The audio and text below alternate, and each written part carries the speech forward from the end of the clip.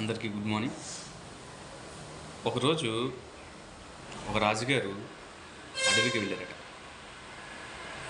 అయితే అక్కడ ఒక చిలకను చూసి చాలా సంబరపడిపోయి చాలా బాగా నచ్చింది అని ఆ చిలకని పట్టించి తన అంతఃపురంలోకి తెచ్చుకున్నారు. అయితే ఆ చిలక నచ్చడంతో దానికి కావలసిన ఆహారం అది ఎక్కడికి కదలకుండా దానికే ఇచ్చిన దగ్గరికే పెట్టేవారట. ఇలాగా దానికి అది ఎక్కడికి ఎగరవసరం లేదు, దానికి కావాల్సినవన్నీ దాని కాళ్ళ దగ్గరికి తెచ్చిపెట్టేసేవారు. అయితే ఒక 1 వీక్ 2 వీక్స్ అయిన తర్వాత దాన్ని సరే వదులుదాంలే, ఎగురుతుందిలే అని చెప్పేసి ఒక కిటికీ దగ్గర పెట్టేసి చూసారట.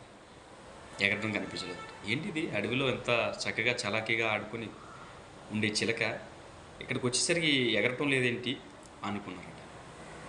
అయిపోయిన తర్వాత సరే రాజ్యంలో ప్రకటించారు, నా దగ్గర ఒక చిలక ఉన్నది, అది ఎగరటం లేదు, దాన్ని ఎగిరిపించే వారికి నేను సరైన మంచి బహుమతి ఇస్తాననేసి ప్రకటించారట. చాలామంది వచ్చారు, ఎంత ఏం చెప్పినా ఎగరటం లేదట. చివరికి ఒక రైతు, కష్టం విలువ తెలిసిన ఒక రైతు వచ్చి ఒక చిన్న గొడ్డలి తీసుకొని వచ్చి అది ఏ చెట్టు కొమ్మ మీద లేకపోతే ఎక్కడైతే కూర్చుందో ఆ కంఫర్ట్ని తీసారట. అంటే ఆ కొమ్మని అది నిలబడ్డ స్థానాన్ని టక్క తోలించుకనే అది భయపడి ఎగరడం మొదలుపెట్టి టక్కమని ఎగిరింది. అంటే దీని అర్థం ఏంటంటే, ఉచితాలు మన దగ్గరికి వచ్చినంతసేపు, కంఫర్ట్లు మన దగ్గరికి వచ్చినంతసేపు మనకి కష్టం విలువ తెలియదు.